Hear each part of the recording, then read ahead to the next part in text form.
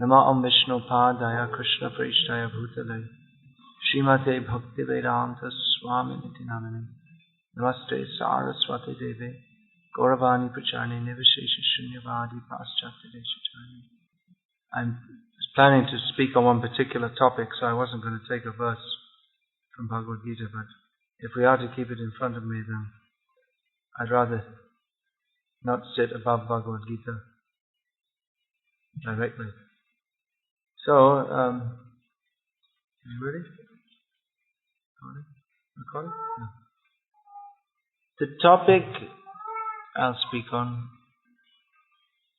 could be considered somewhat controversial.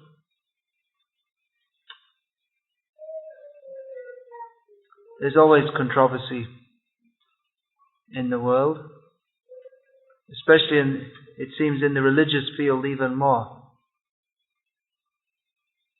Why that should be so? People take religion very seriously. It's considered sacred. Sacred means that we put great faith and trust in that which is sacred. Sometimes atheists say, well, religion is the cause of so many wars. It may be religion over issues which are related to religion. People tend to have very strong feelings. So it could be said that religion engenders controversy. Now you may say, well, that's just a condition of the material world, but even in the spiritual world, there may be disagreements. But those disagreements, they're not cause of distress, they're cause of more love for Krishna. Devotees, they have a different outlook on how best to serve Krishna. Prabhupada wrote in one letter that disagreements among Vaishnavas, they're transcendental, because the motive is how to satisfy Krishna.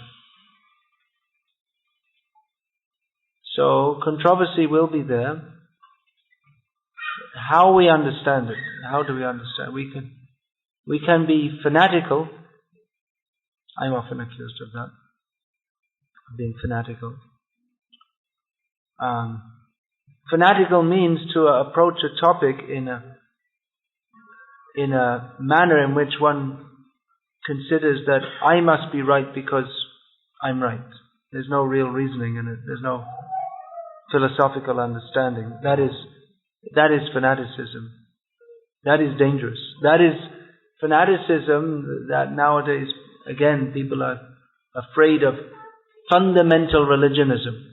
This fundamental means that people, without considering that there may be a broader vision to the universe than that which they themselves possess, they presume that everyone else is wrong, and if anyone doesn't agree with me, then you should kill them or suppress them. This is fanaticism.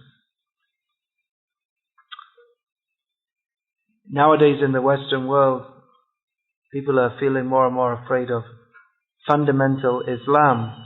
They're afraid of this fanatical religion. I was brought up in a fanatical religion, Christianity.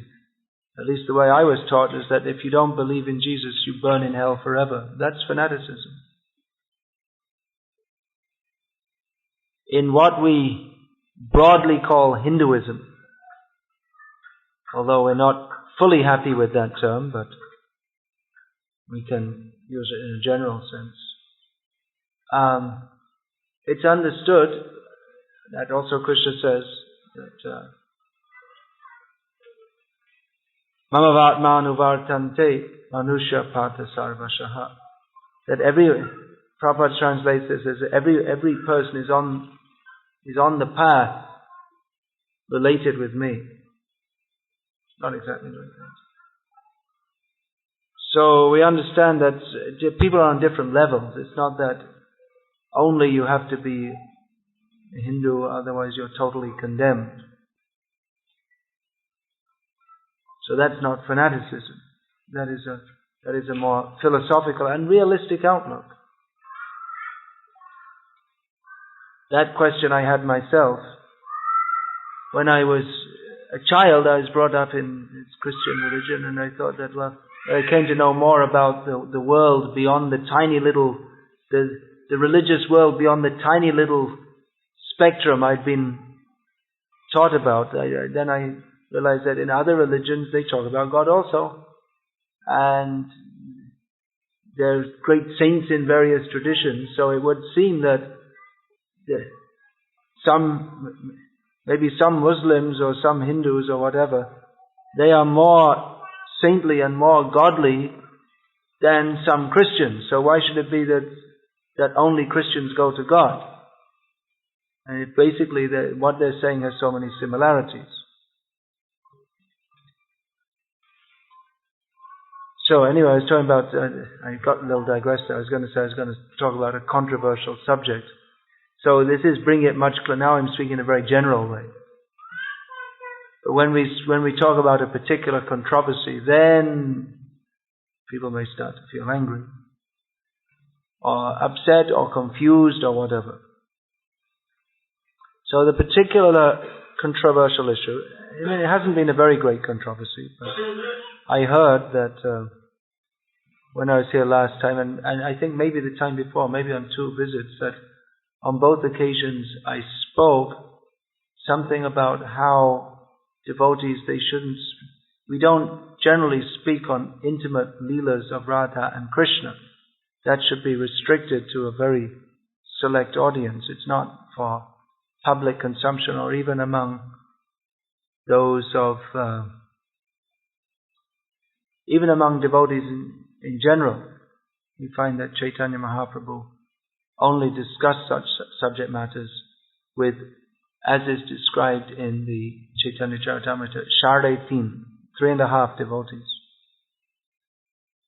It isn't exactly explained why 3.5, but it's said that the 3.5 were Ramananda Rai, actually in order we should say Srup Damodar, Ramananda Rai and Shiki Mahiti, and the half was Shiki Mahiti's sister Madhavi Devi. So why half? Probably because she was a lady, and less association would be there. Exactly how, there's very little mention of Madhavi Devi or even Shiki Mahiti in Chaitanya Charitamrita, although there's plenty of mention about Ramananda Rai and Swarup Damodar. So Chaitanya Mahaprabhu was very conservative in this matter, and I was pointing that out, and apparently I pointed that out on 2 visits, and apparently this was construed by some disciples of B.B. Govinda Maharaj, among of whom I can see at least one here, and maybe more others that I don't recognize, that I was making an indirect, or maybe not very indirect, attack on Maharaj, Govinda Maharaj, because he quite often speaks on intimate topics of Radha and Krishna's Leelas while he's here in Dubai. So that's controversial. Although actually I didn't know so much about that until after I'd made that comment, because I often make such comments because I'm preaching in India, where it's a very common thing that Katakas, professional speakers, they come and speak on various high pastimes of Krishna among unqualified audiences. So this is one part of our preaching, to establish that what should be the subject matter of discussion. So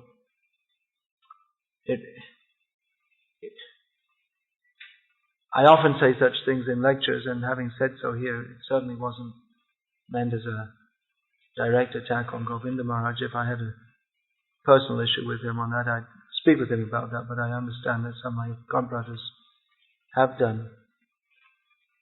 Anyway, it's not, I don't publicly attack my godbrothers on any issue. If I have a difference of opinion, which I do have a difference of opinion with many of my godbrothers on many issues, but if I feel strongly enough about it, I'll speak to them about it rather than speaking to everyone else about it. That's a better way to do it.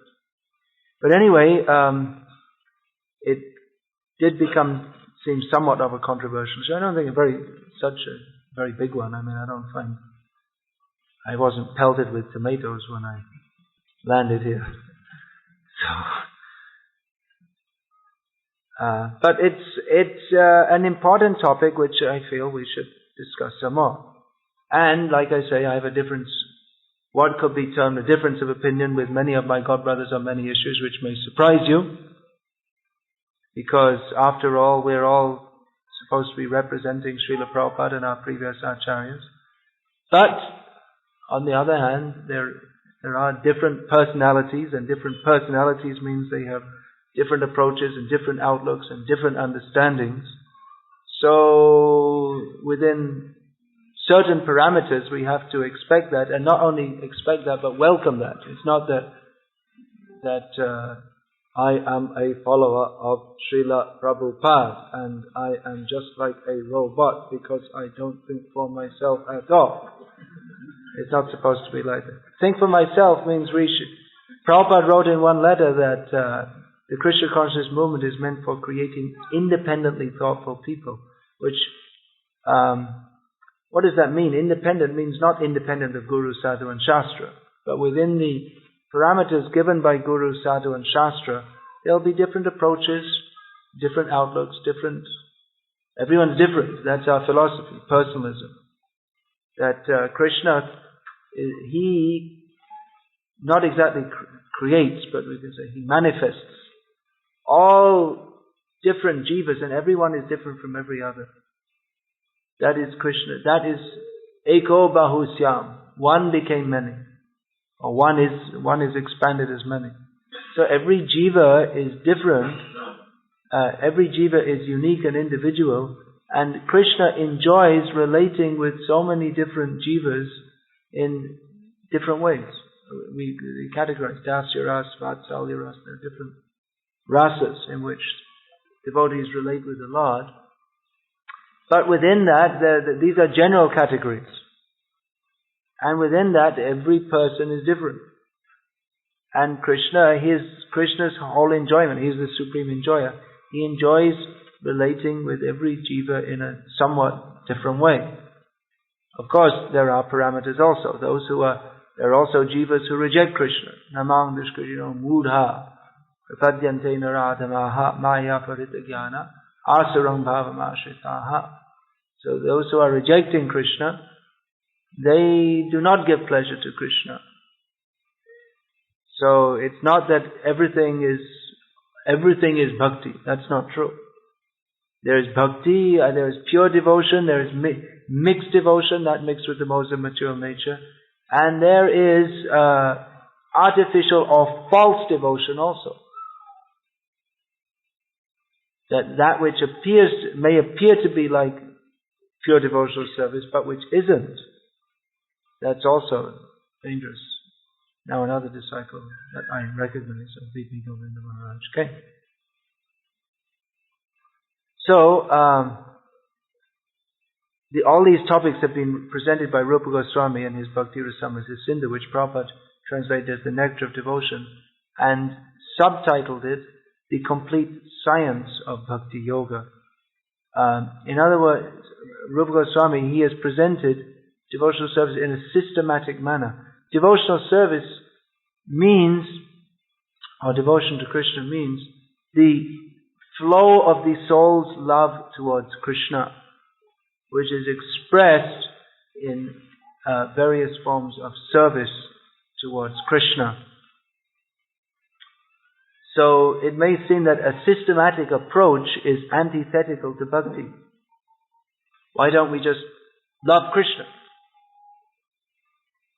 That's the question. Why don't we just love Krishna? The answer is because we're rascals. We're in this material world basically because we're all rascals. We have turned against Krishna. Krishna bahimukh hoya bhogavancha kare nikatastha mayatare japatiya dhare. Turning away from Krishna, we desire to enjoy separately from Krishna, and then Maya, who is just always ready, captures us. So there is a process to revive the Krishna consciousness which is natural to all of us. Nitya Siddha Krishna Prem Shadha Kapunoi Shavanadi Shuddha Chitte Kariye Udoy. Krishna consciousness is the natural function of the soul. That is now covered over, but that can be revived by the process of hearing and chanting about Krishna. Hearing, chanting, and all the practices of devotional service. But that should be done in a systematic manner, just as a sick person, their natural condition is to be healthy. And there are certain things that will help to make them healthy. But if, just like if you are sick, then generally it's recommended one should rest. Or for the particular disease, one should take a particular diet, a particular medicine. So, but if that is done in a systematic manner under the guidance of an expert doctor, then the cure will be quick and effective. Even if one has the right medicine, if one does not take it in the proper systematic manner, he may even get more sick. If you don't take it in the proper manner, or if you mix your medicines, then you could end up becoming more sick if you make a wrong mixture of medicines. So Rupa Goswami Prabhupada has recommended a systematic approach, which is generally known as Vaidhi Sadhana Bhakti. That means devotional service in practice, following certain rules and regulations. Now, rules and regulations do not in themselves constitute devotional service, but they help. Not only they help, but they are essential for those who are not in the stage of being on the platform of pure devotion to Krishna. Now, Shravanadi Shuddha Chitte Kariye Udoy. The first process in reviving our dormant Krishna consciousness is to hear about Krishna from bona fide devotees. Again, there are two basic divisions of the subject matter of that which is to be heard. Two basic subject matters, two basic divisions of Krishna Katha, Hare Krishna. Shravan means we should hear about Krishna. So there is Krishna Katha, that which is spoken by Krishna, which most importantly means Bhagavad Gita. And we also have, we see, Uddhava Gita in Bhagavatam is also very important. But that, Prabhupada explained that particularly means Bhagavad Gita, which is most important for the conditioned souls just coming to Krishna consciousness. And there's also, that's Krishnasya Katha, that which is spoken by Krishna. And there's also Krishna Vishayak Katha, or that which is in relationship to Krishna, or that which is spoken by others about Krishna. Now, again, within Krishna Katha there are two other divisions, divided in another way.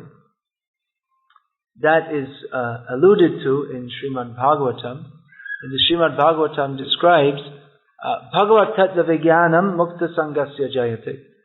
That by understanding scientifically the subject matter of the science of God, one can be liberated from all material contamination.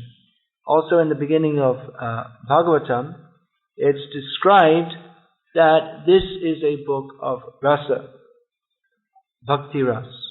Pibata Bhagavatam Rasamalayam Mahoraho Rasika Bhuvi Bhavukaha, in which Vyasadeva recommends that this Srimad Bhagavatam, it is the ripened fruit of the desired tree of Vedic knowledge, and Vyasadeva himself congratulates his son, who is just like his disciple also, that it's become better. After he heard it from me and spoke it again, it became better. So now it is enriched with greater bhakti ras. So he recommends, go on drinking this ras up to the time of leaving this world. This book is especially meant for rasikas, or devotees who relish the mellows of bhakti ras. So both things are there, philosophy and bhakti ras, and the two are intricately interconnected. It's not that, now we come to an important point. That, it's not that one can simply relish rasa without understanding the philosophy of Krishna consciousness. Now there are many great acharyas who have commented on, in very many wonderful ways, especially Vishwanath Chakravarti Thakur has given wonderful commentaries on the Srimad Bhagavatam. How Krishna and the gopis, how they are relating with each other. But you'll also find that Vishwanath Chakravarti Thakur, his commentary is not confined to the 10th canto of Bhagavatam, but covers all the cantos of Bhagavatam. And if we study Vishwanath Chakravarti's commentary, then we'll find that when it comes to philosophical discussion, he's also extraordinarily deep in philosophical discussion. He's understood all the intricacies of the various materialistic philosophies that oppose pure devotional service, such as those of the Sankhya philosophies, Patanjal philosophies, and so on. So he's fully understood this, and he's discussed these in great depth as they are discussed in Srimad Bhagavatam. Now, this Bhakti Ras we find that is discussed throughout the Srimad Bhagavatam, but the Tattva Gyan, that's also discussed throughout the Bhagavatam. And we'll find, even Prabhupada used to say that the gopis, they were not Vedantists, they were not studying Vedanta. They were churning butter and crying for Krishna and playing with Krishna. But we'll also find, even in the prayers of the gopis, that it appears that they're also not devoid of knowledge of Krishna's glories. Nakhalu gopika nandano bhavan akala dehinam antaratma drik. They state that you are not simply, the gopis speak about Krishna, that you are not simply the son of Mother Yashoda, but you are also the super soul indwelling in everyone's heart. So this Srimad Bhagavatam gives us knowledge of Krishna's glories, His greatness, His ontological position as the Supreme Personality of Godhead, who is to be surrendered to. And it also gives us knowledge of what is the condition of surrender to Krishna. It's not simply one of being a subordinate slave, but it is a matter of loving exchange. As Chaitanya Mahaprabhu, Prabhupada explained that Chaitanya Mahaprabhu's teachings begin where the teachings of Bhagavad Gita leave off. Krishna says, surrender to me. But we find that when Ramananda Roy when Chaitanya Mahaprabhu was asking Ramananda Roy about Sadhya Sadhana Tattva, what is the goal of life and how to attain it? Then Ramananda Roy was giving various propositions. And Chaitanya Mahaprabhu rejected. Eho bhajya, age kaho. This is external. Speak some more. Even Ramananda Roy was only speaking from Shastra. But Chaitanya Mahaprabhu is indicating that much of what is in Shastra is only preliminary. It is meant to lead us to the ultimate goal of life, but it does not in and of itself constitute the ultimate goal of life.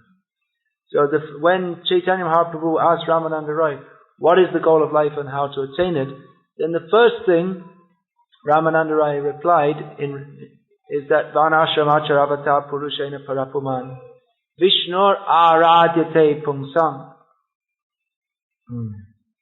What is it? Vishnur Aradyate Pumsam Nanyat Tattosha Karanam. He replied that, Ramananda Roy replied, quoting from the Vishnu Purana, authorized scripture, that everyone should follow the Varnashram system, and in this way worship the Supreme Lord. There is no other way to satisfy the Lord than this.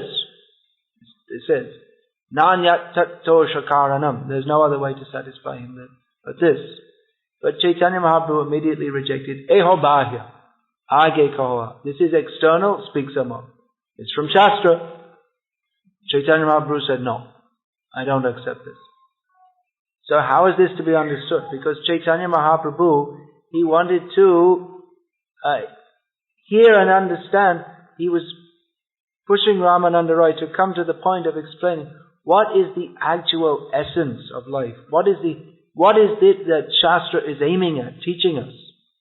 So here said that Varnashram, that is, everyone should worship him. There's no way to satisfy the Lord but this. Then why did Chaitanya Mahaprabhu reject? This requires very careful understanding. This means that we have to understand there are various prescriptions in Shastra for various people on different levels. That's why you'll find in Shastra also that you can kill animals and eat them, following a prescribed system. That's also in Shastra. But that's meant for people on a certain level of consciousness. Varnashram, that is the beginning, that is the first thing given by Ramananda Rai. That is the beginning of religious life, of advanced religious life. So that is essential for people who are on that level. But that is meant to lead one to a higher level. Varnashram in and of itself cannot be all in all, because it is an arrangement for the material world. Now sometimes people quote this and say, well, you see, there's no need of following any material duties. But our Acharya, on the strength of this statement of Chaitanya Mahaprabhu, this doesn't mean that everyone should give up one's material duties. It's external if you're on the platform of Chaitanya Mahaprabhu. Prabhupada explained like this. But for those of us who require to be materially regulated, then Varnashram is the best system. Anyway, Ramananda, he went through various suggestions to Chaitanya Mahaprabhu. And one of his suggestions of what the goal of life is and how to attain it was Sarvadhaman parityaja mamekam sharanam vraja hang twang sarvapapebhyo mokshayishyami ma shuchaha. Surrender to me, Krishna says. This is his final teaching in Bhagavad Gita. Surrender to me, only giving up all other dharmas. I will protect you. Do not fear. I'll protect you from all simple reactions. Do not fear. And Chaitanya Mahaprabhu said, as he had said previously to all other propositions, Eho bhajya age kaha. This is external, speak some more. So this may seem very surprising because this is Krishna's final Shinu me paramang vachaha. Krishna says prior to saying this, that now I'm going to speak to you my topmost instruction, which is surrender to me fully. Now, Prabhupada explained that love develops after surrender. So surrender is a precondition to love. The actual goal of life is not simply to surrender to Krishna, but to love Him. So, the goal of life is to love Krishna, and that can be inculcated by the process of regulated devotional service, in which hearing about Krishna is essential. Hearing, you should hear Srimad Bhagavatam, Bhagavad Gita. We should hear the pastimes of Krishna. But there is also a matter of eligibility. Just like some people, due to their level of consciousness, they are eligible only for performing varnashram duties without a very developed sense of understanding Krishna. Others worship Krishna according to the process of sadhana bhakti. And others who are on a very high elevated state, they can appreciate the intimate pastimes of Krishna. And it was particularly for this purpose that Chaitanya Mahaprabhu came to this world. Anarpita chiring chirat karunyavatina kalo samapiyatam unatajvala rasasra bhakti shriyam hari purata sundra juti kadamba sandipita sada hridya kandare spuratu va shachinandana. May that, Rupa Goswami Prabhupada says that may that son of Sachi, Chaitanya Mahaprabhu, may he be manifested within your heart. He has appeared in this age of Kali to offer which no previous incarnation ever offered before, the glorious, resplendent mellows of devotion to himself. He is Krishna. So Chaitanya Mahaprabhu came especially to reveal that which had not been revealed. Srimad Bhagavatam states the pastimes of Krishna, but what is the secret? What is being expressed there? Shukadeva Goswami, he described the pastimes of Krishna, including the intimate pastimes of Krishna with the gopis. But necessarily, because he was speaking to Parikshit Maharaj in only a short time, he did so very briefly, and he gave some indication. He didn't speak elaborately. There may be various reasons for that. One reason being that he was speaking to a wide audience. That means, along with Parikshit Maharaj, there were many rishis, yogis, who are not actually devotees. Parikshit Maharaj could understand the essence of what he was speaking. But the elaborations on these, he spoke on intimate pastimes of Krishna and the gopis. But those topics have been elaborated upon by subsequent acharyas, especially those in the line of Chaitanya Mahaprabhu. So, that is given in Srimad Bhagavatam. Of course, this comes in the 10th canto, and previous to this there are 9 other cantos which describe the various incarnations of the Lord and various philosophical topics by which the Supreme Personality of Godhead is to be understood as the Supreme Personality of Godhead. Now, the essence of Srimad Bhagavatam is the 10th canto, and especially the Rasa Panchadhyaya, the 5 chapters dealing with the Rasa lila. And there are other chapters also dealing with Krishna's pastimes with the gopis. And traditionally, if we see the history of Gauriya Vaishnavism, then many of the writings, if we find Bengali Padavali Kirtan, most of them have been on the subject of Radha and Krishna, their separation, pastimes between Krishna and the gopis. That is the essence of what Chaitanya Mahaprabhu came to teach. Of course, Chaitanya Mahaprabhu himself, it's also said that apart from relishing these pastimes, he also used to hear the other parts of Srimad Bhagavatam. Especially, it said that he very much liked to hear the pastimes of Dhruva Maharaj and Prahlad Maharaj, and he used to hear these again and again, not only Ras Leelas. So, Gauriya Vaishnavism is very much equated with particularly the pastimes of Radha and Krishna, because that is the particular characteristic of Gauriya Vaishnavism, that it describes the pastimes of Radha and Krishna, and that is the goal of Gauriya, particularly of the followers of Chaitanya Mahaprabhu, is to understand the intimate pastimes of Radha and Krishna. Not only understand, but to enter into those pastimes. So it may be said that, well, then we should discuss them more, if that's our goal. So that may be. However, again, the question of eligibility comes. It's just like one may be studying to be a doctor, but it's not until he's fully trained that he's allowed to do operations. You could say, well, the goal is to perform operations, but that doesn't mean that you start to perform operations in the beginning. You have to learn step by step all the different things. If you don't learn step by step, if just at the beginning they say, well, today we have the trainee doctors, their first day, and today we're going to show you how to do operations. It doesn't work like that. You have to learn there's so many background things to be understood. Otherwise, if you see an expert doctor perform an operation, it may seem, well, it's very easy, but first of all, there's so much background knowledge he's got. First of all, whether you should perform an operation or not, there's a whole science of diagnosis. First of all, you have to see if the patient should be operated on at all. Sometimes operations they're performing are not at all necessary. It may be harmful to perform it.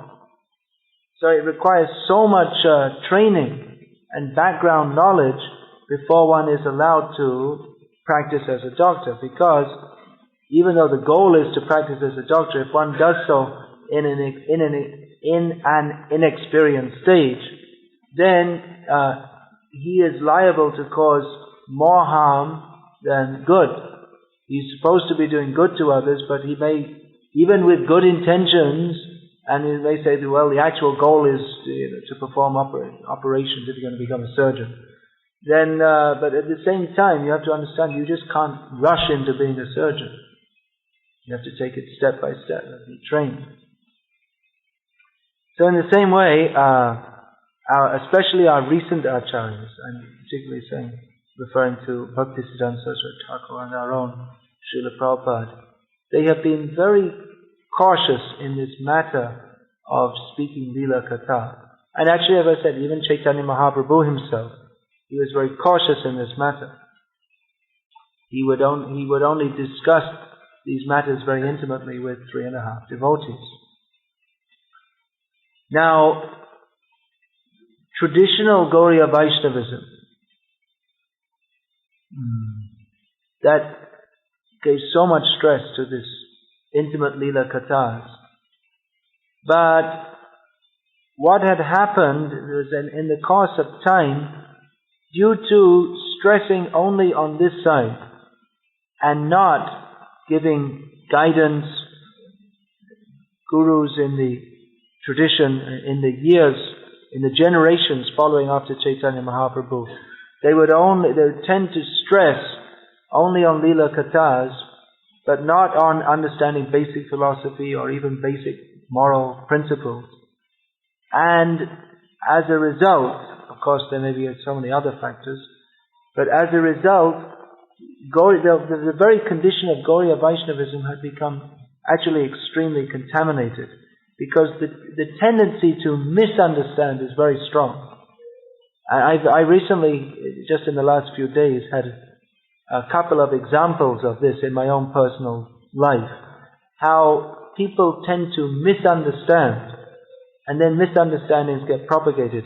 There was one disciple of mine was writing a Vyasa Puja offering to me, and it was written in the book that describing my mercy. I'm just saying what he wrote to demonstrate the point. That I had initiated some young lady who was unmarried, but she was living with a man, and I said that, well, someone has to initiate her, and I initiated her. I was thinking, wow, wait a minute, I never initiated any young lady living with a man. I wouldn't do so either, because a young lady living with a man means she's not following 4 regulated principles. She might be following 3, but not 4. So then I thought, and I was thinking back, and I seem to remember some time ago I'd said something like, some devotees were saying that, well, actually gurus shouldn't initiate unmarried young women. You should wait and see till after their marriage, because they might not be able to follow the principles afterwards, according to the husband they get. And I may have, when someone brought this to me, I seem to remember something like that, and said that, well, they're following and someone should initiate it. In other words, I didn't follow that line of thought, that no young woman should get initiated unless they're married. But someone somewhere added in something that they twisted it, or somehow it got to that I had initiated some unmarried young lady who was living with a man. That was just like some complete, imagination which got tagged onto it, and that was supposed to be. So that's one example of misunderstanding. How something is there, but it gets a little bit changed, and a little rumor here and there, and it comes out as something completely different. And then you see, now that's in my Vyasa Puja, and maybe my disciples in future will be initiating, because Guru Maharaj, you see, he initiated like that, so we should do it. It's our parampara, you see. It could come down like that. You never know. I have to correct that one. And there was another one. Now there's a very strange habit in much of Eastern Europe, in fact all of Eastern Europe, that after offering incense in arati, the devotees, after you put in sand or rice, so they put it in upside down. So anyone who's expert in physics can deduce that by doing that it will soon get extinguished. Or even if you're not expert in physics, you can understand that it will extinguish it. It won't burn anymore. So when I see that, I say, well, you should leave it burning because it's been lit for the pleasure of the Lord. And maybe you don't like it, but you're not God and it's been offered to Him, not for you. You see? Because you're coming from this mlecha culture, maybe they like the smell of fried chicken or something like that. But this is something nice for the pleasure of the Lord.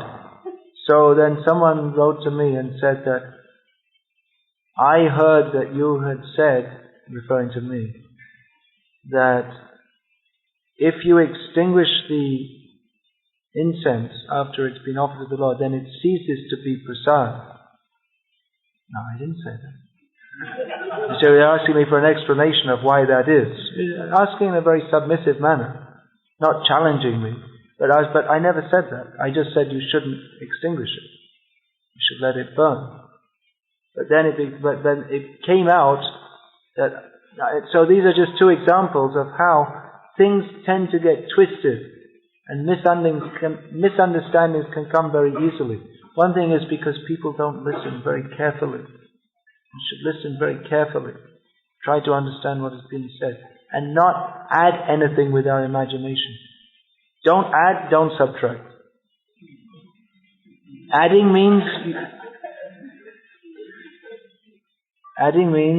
with our imagination, speculation. Prabhupada used to use that word.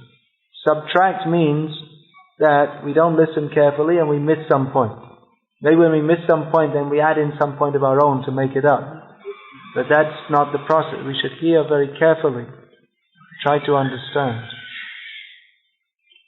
So, getting back to the history of Gaudiya Vaishnavism, many misunderstandings had arisen. Now,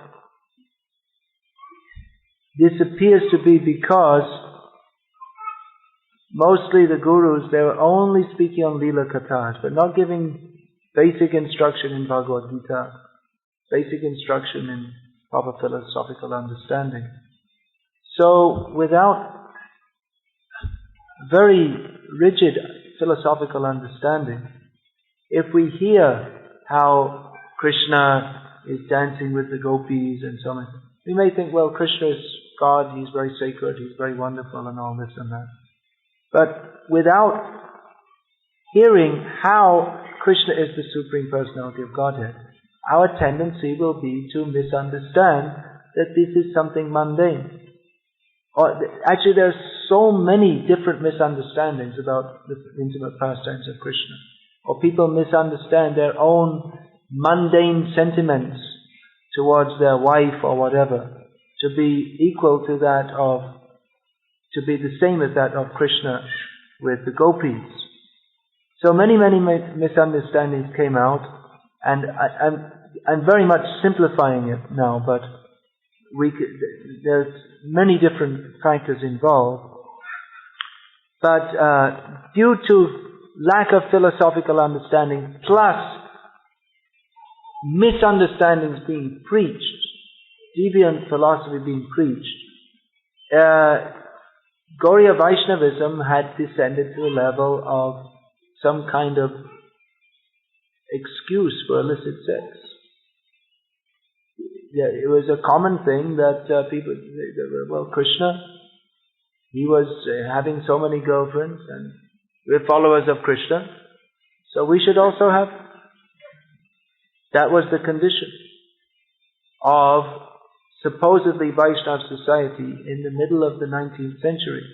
So much so that the newly educated, that means educated by the British system, that was just coming up, the newly educated intelligentsia of Bengal, plus mostly the smarter community, which was still, you have to some extent in South India, the smarter community, and still they're following their principles, some of them to some extent. And in North India also, but in Bengal, the smarter community, practically it doesn't exist anymore. The Bhattacharyas and whatever, they don't follow any principle, they're all eating fish, and none of them are many of them are even openly atheistic.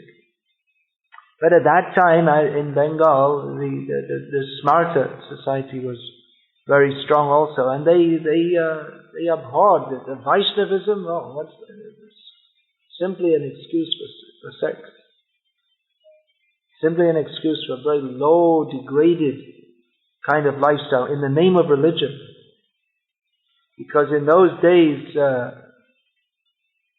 illicit sex was very much looked down upon in society. Until recently it was like that. Now, due to propaganda, it's become a normal thing. They're promoting it in India as being a very normal thing. But in those days, but also, someone wants to change the cassette. Another factor in human society, in Indian society in particular at that time. Oops, we lost it again. It looks like the tape's not very good. It stopped in mid-tape. Isn't it? Alright. No. Okay. So another factor in Indian society at that time was a very great respect for anything religious. So people under the cover of religion were engaging in abominable activities, and people say, oh, this is religious, it's sacred. But others who are who were discriminating, saying, this is not religious, this is a mockery of religion. So anyway, Bhaktivinoda Thakur, he was the first to awaken in the Bengali intelligentsia. Intelligentsia means two sides. One side was the smarter pandits, and the other side was the newly educated, Western educated. And there were also Vaishnava pandits. But he was the first to awaken among them an understanding that actually Chaitanya Mahaprabhu did not come to teach something degraded. Chaitanya Mahaprabhu came to teach the very purest teachings of all. But that was not understood, because Vaishnava society had been so much misrepresented and so much degraded that it was thought that Chaitanya Mahaprabhu's teachings, they're for very low-class people who engage in abominable activities. That was what was generally considered in Bengal at that time.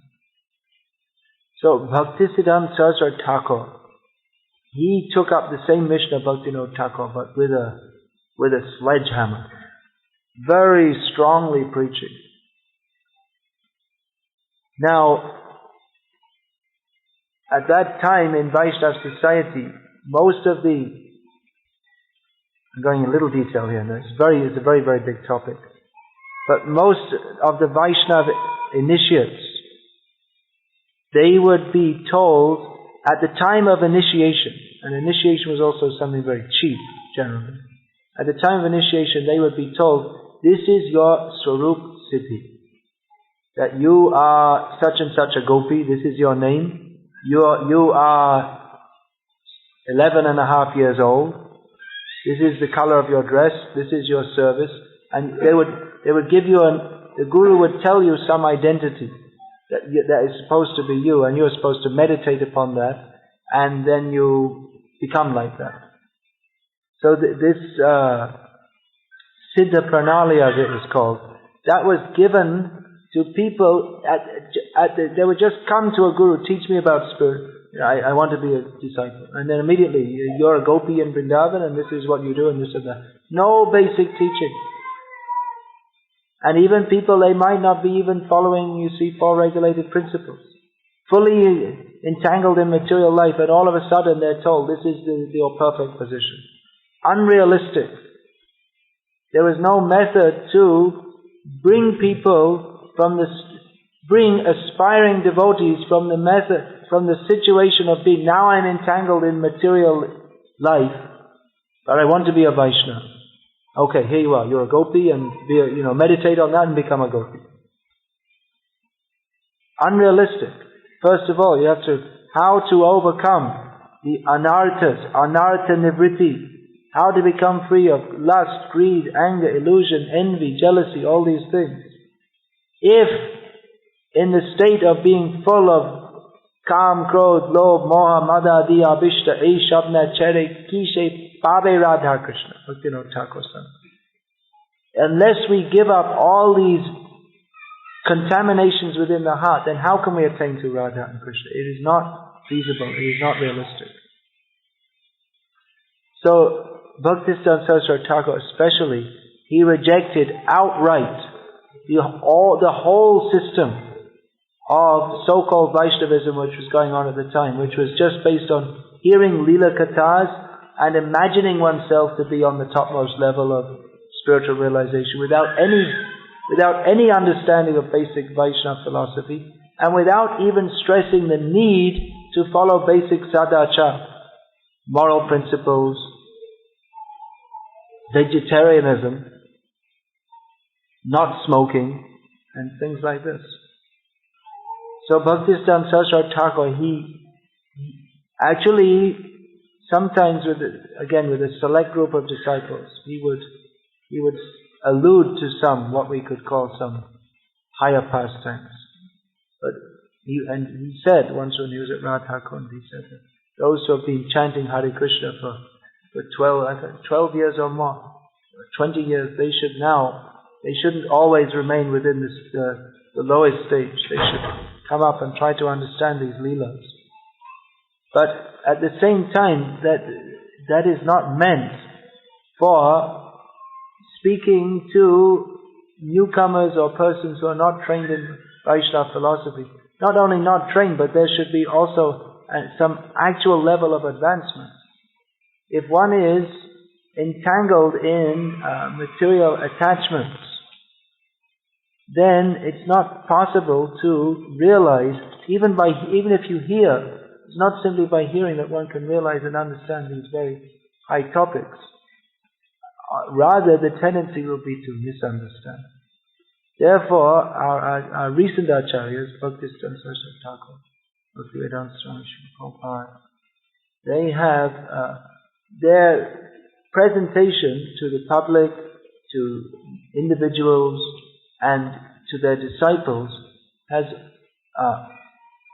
their lectures have always been on a very philosophical basis, to inculcate a philosophical understanding of Krishna consciousness, on which very strong platform, very firm platform, one can actually advance and when one is beyond the platform of anartha, of being on the platform of material contaminations, then one can actually enter into and relish the pastimes of Krishna. But if one tries to understand that without becoming properly purified, then there is danger to his spiritual life. The tendency will be to misunderstand. Or one may think that, oh yes, I'm on such an advanced platform, I can understand these things without having gone through all the stages. So that is likely to lead one to just like I was saying, these kathakas, so many, they come and they speak all lila kathas, and people imagine that I am on a very high level, but actually they haven't done the hard work that one has to work hard to clean the impurities out of one's heart. One has to go through the stage of purification. It's not simply by imagination that I imagine now I'm relishing the leelas. Now, it could be said that, well, we have to know what our goal is and we should hear about that. That's also there. But there has to be a balance And our recent acharyas especially have put the balance very strongly on the side of what we could call a conservative approach or philosophical approach. So we should know what is the goal. The goal is to dance with Krishna. But dance with Krishna, that is possible when we become fully purified from all material contaminations. So yes, we should hear. Just like Prabhupada, once he took disciples around Vrindavan, showed them various holy places, narrated various pastimes there. So it's not that all discussions of the pastimes of Krishna should be stopped. Although Prabhupada noted several times, if you read Prabhupada's books, you'll see he notes disparagingly that some people, they only discuss about the intimate pastimes of Radha and Krishna as if there are no other pastimes. There are also so many pastimes, different incarnations, and different pastimes of Krishna outside Vrindavan. So these are also to be discussed. Now, what I presented to you, like I said, I have, you may say that, I said at the beginning of the lecture that there are different followers of Srila Prabhupada and they may have different outlooks and different manners of presentation. So, I've been told that I am known within our society as being very conservative. And others, they may be more liberal in their presentation. But personally, my outlook is, and I don't want to put down anyone else, although it probably is, by saying this, it is appearing to put others down. But I very strongly feel that Srila Prabhupada, he was, of course no one will deny that Srila Prabhupada was empowered to spread Krishna consciousness, but this is what I strongly feel, that Krishna empowered Srila Prabhupada to teach as we needed to hear, and that it would be wise for us to preach as Srila Prabhupada preached.